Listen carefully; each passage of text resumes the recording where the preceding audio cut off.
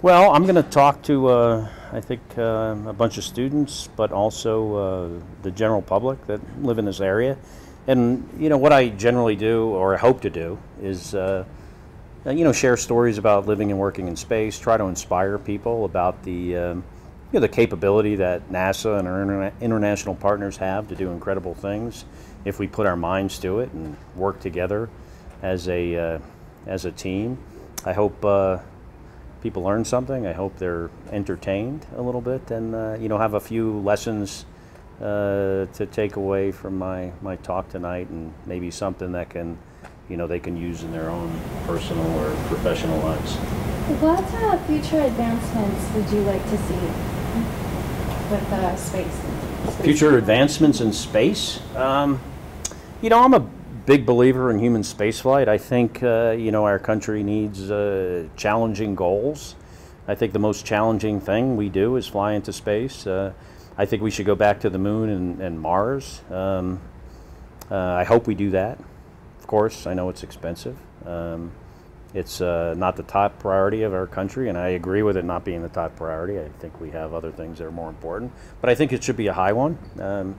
I wish we would invest more money in it, especially if we want to go to Mars. I know people, we talk about it a lot, and at least since the Apollo program, we've never really put the required resources behind that goal. But I think, maybe more importantly than having a specific mission you want to do or somewhere you want to go, is coming up with a plan and sticking to it. NASA being a government organization, we can only do what we're told, do with what money that is allocated towards certain research or development of spacecraft and our goals. And what often happens, always happens, every time we get a new president, a new administration, we change plans, we waste money and time, and I just wish someday some administration came along and said, you know what, we're going to do what the last guy wanted, because otherwise we're never getting anything done. This is so complicated that you can't do it within just a few years, within a congressional term limit, or not term limit, but congressional, within a certain Congress, within a certain presidential administration. So I just hope someday that we're going to realize that, and that we need to have a plan, fund the plan, and don't change the plan.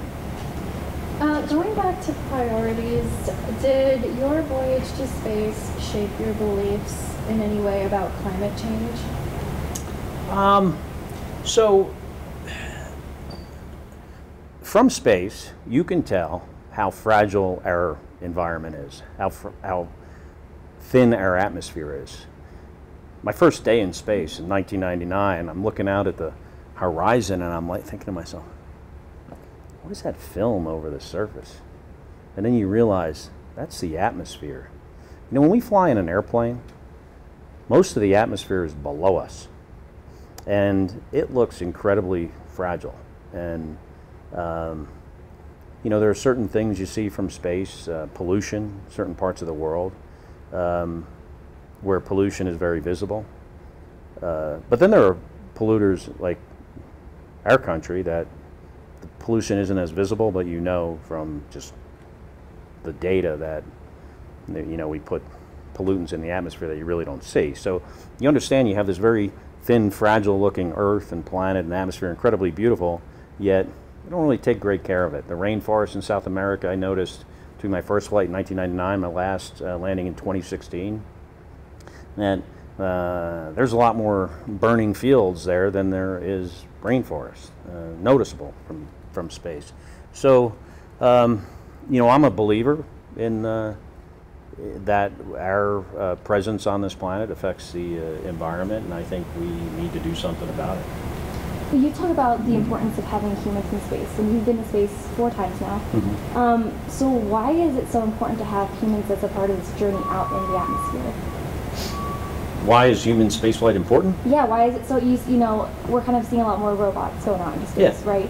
Why do you think it's important to have that human element? Well, I think the hardest thing we do is put people into space. You know, everyone always references the Apollo program. Yeah, I know it was a long time ago. I am not a believer that, you know, if it wasn't for Apollo, we wouldn't have cell phones and computers. I don't believe that.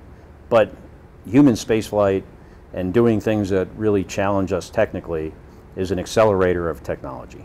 It makes us build things and develop things that we wouldn't otherwise do at that moment, and that benefits our lives on Earth. I also believe that we're explorers. I think throughout history, when you have civilizations that have stopped trying to explore, trying to, you know, expand our boundaries, see what's over the horizon, those civilizations that have turned inward have kind of ceased to exist. So I think it's part of our genetics and DNA to keep exploring. I don't mean that we have to do it tomorrow. We don't necessarily have to do it next week. But I don't think as a species we ever need to get to the point where we say, you know what, we don't need to travel in space anymore. I think that is a huge mistake. I spent a year, actually I spent over 500 days on the International Space Station. And there's no money there. I looked all over the place. There's no money on the space station. All that money was spent on Earth in high-paying jobs, you know, jobs that people take that money, contribute to the economy, the local economy, they pay taxes. And the last thing is, if, you know, people might not believe that, and I might be wrong. I admit sometimes I'm wrong. But if the only thing we got from NASA's human spaceflight investment, which is, you know, $5–7 billion a year that we invest in the space program, if the only thing we got, and I don't believe it's the only thing we get, but if the only thing we got out of that is that kids in this country and even around the world can look to NASA and human spaceflight and that inspiration as motivation for them to do their homework, to study science, to study math, to become scientists and engineers. Because you know what? Some of those kids will go on to work for NASA, but most of them will not. But they will, because of that kind of motivation, they will have an education, and they will go on to do other things that are important to our country and our planet. You know, we spend, I think, $30 billion a year on Halloween, right, in this country. I think we could spend, you know, maybe a little bit more on human spaceflight, and what we get out of that is way more. I mean, no offense, I don't want to offend Halloween, right? But we get a lot more out of it than we do Halloween. How would you describe outer space to someone? How do you normally articulate it, what it's like being up there? Well, you know, floating is fun. It's makes everything, almost everything, more difficult to do. So it's a challenging environment to live and work in. There are two things that are easier. One is moving objects that are heavy, because they're not heavy, they don't have weight. They have mass, but you know, you could still move something around that weighs 1,000 pounds if you needed to.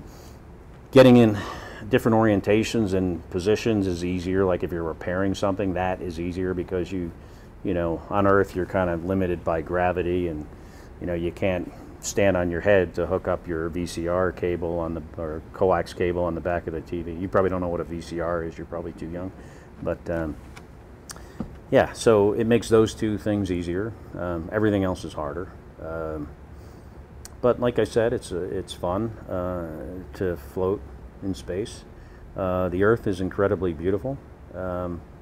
The work is challenging and rewarding. I think it's one of the best parts about flying in space, is that it's complicated, it's risky. It's, you know, for me, I've always been, for whatever reason, motivated and enjoyed doing something that had significant consequences if you mess it up. It's kind of a weird thrill seeker kind of thing.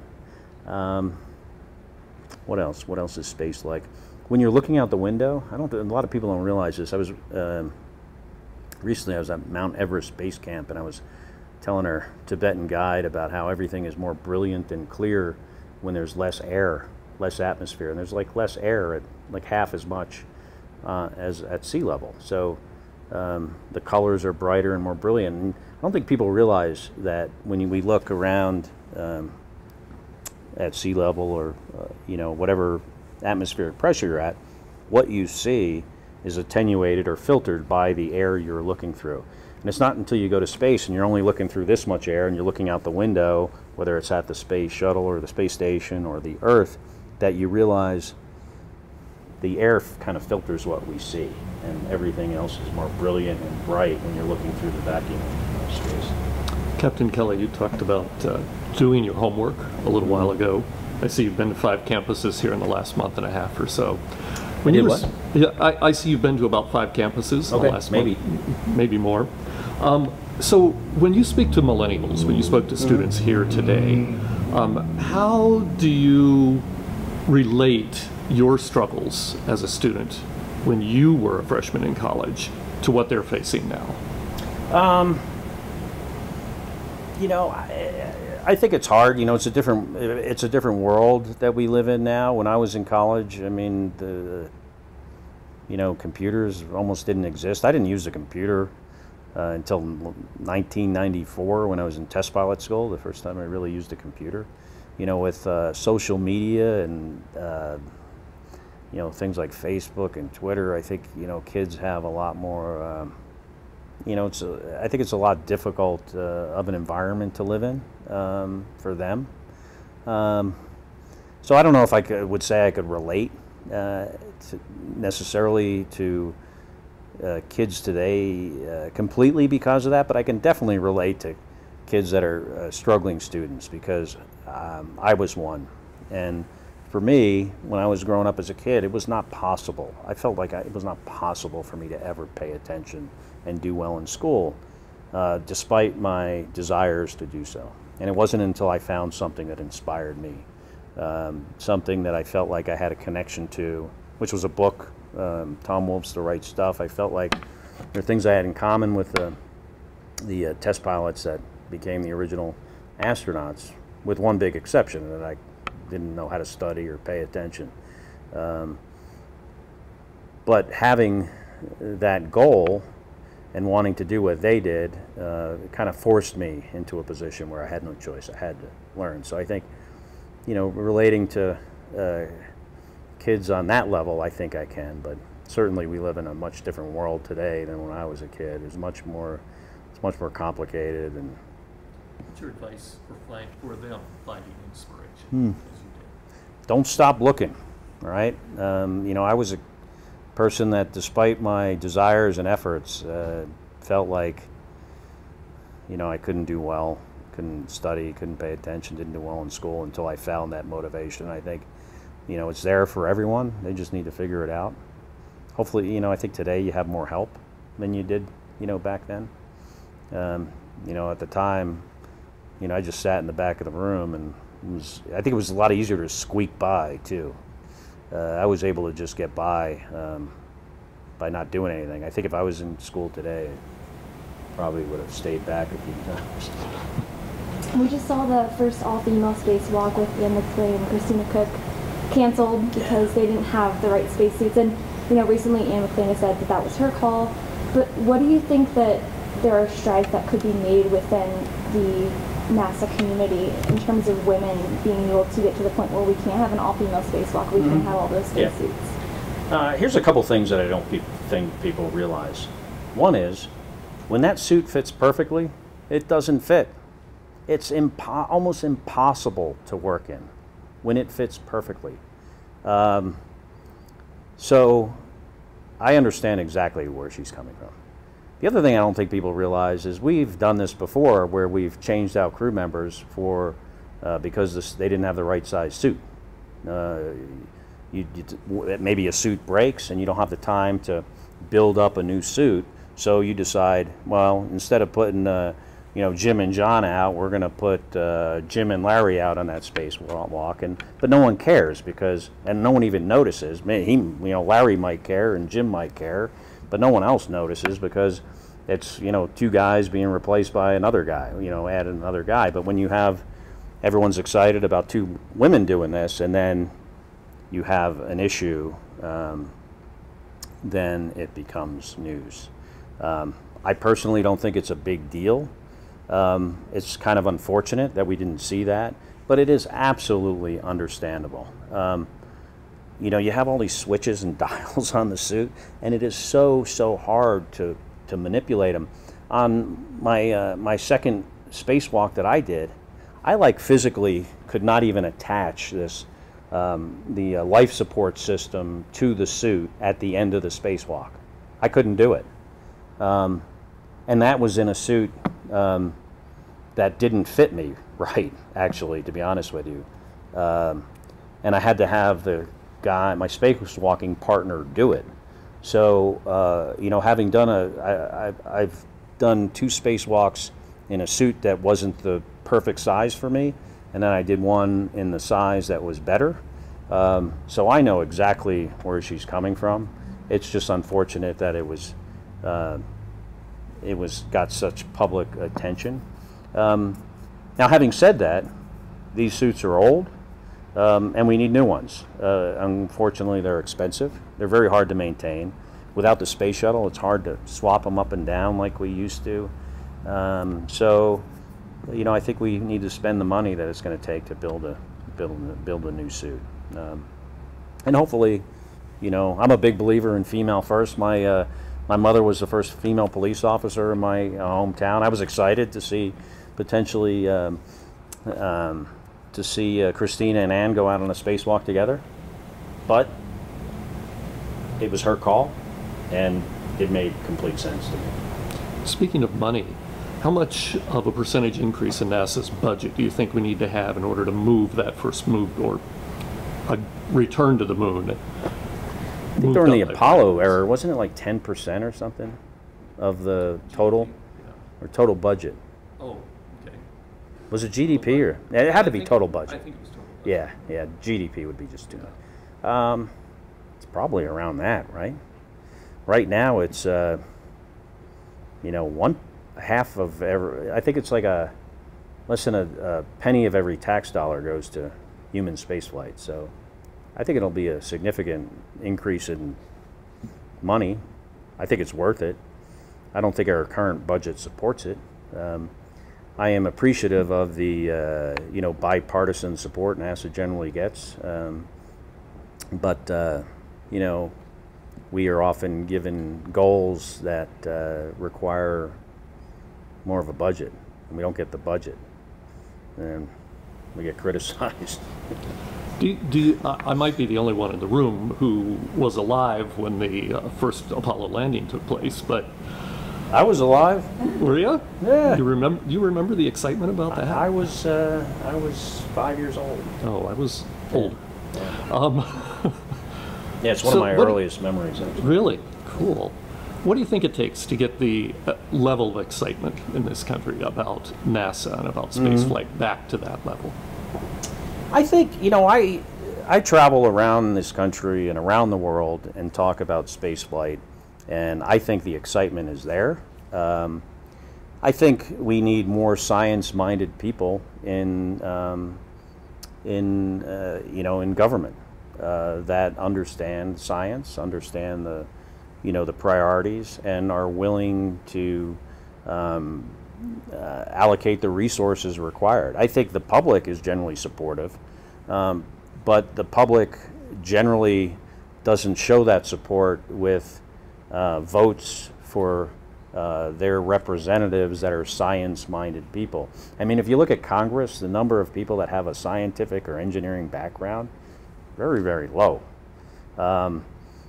You know, I think you could probably look at those numbers, whatever it is, and just flip it and say that's what we need. You know, we probably need more scientists and engineers than we do, you know, people that don't have a science and an engineering background, because it's you know, the science and engineering that this country does and is required to, you know, continue to have our economy moving forward is one of the most important things, you know, I think, for our future.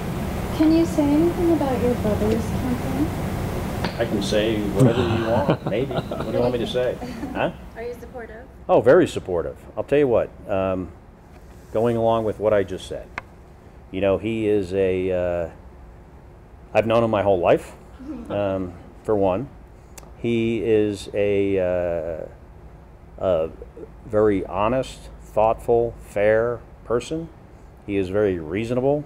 He is a person that looks at the data and I think makes judgment decisions based on facts and not opinion or emotion. And I think he's just the right kind of person we need in politics, in the U.S. Senate. I think he's a person that's willing to reach across the aisle to get things done. And that's what it's going to take, because, you know, generally we have, you know, a Congress and a Senate that's kind of like, you know, a lot of times split right down the middle. And that doesn't help us, you know, solve problems or pass legislation. And I think he's the perfect candidate for that, and I think he's going to be a great U.S. Senator, not only for Arizona, but for our country. And speaking of politics and space, what do you think of Space Force? Space Force? I don't know, were you getting a Space Force? I heard something about it, right? Who knows? You know, normally our... you know, normally in government or in, you know, normally you identify a problem and a need, right? You would say that, hey, we have these issues. Let's study it and decide whether we want to add a huge expense, another bureaucracy to the largest bureaucracy in the world. Do we want to make a bureaucracy bigger? Maybe there's a need for it. I don't know, but it seems like to me that that was done completely backwards. You know, to have a decision made that we need a Space Force before the Department of Defense has even studied it, before they've even said, hey, we need funds for this, there's a need for it.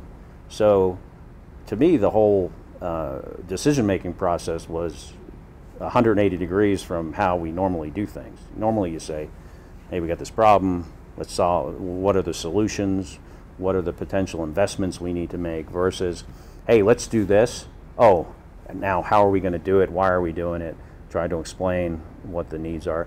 You know, certainly there are challenges in you know, in space. You know, India just the other day shot down a satellite, which is, you know, potentially going to risk, could potentially risk the crew members that are currently on the space station and provide risk to them. So there certainly is a need to protect our assets in space. The Air Force, you know, I'm a Navy guy, but I will give credit to the United States Air Force. They do a fantastic job.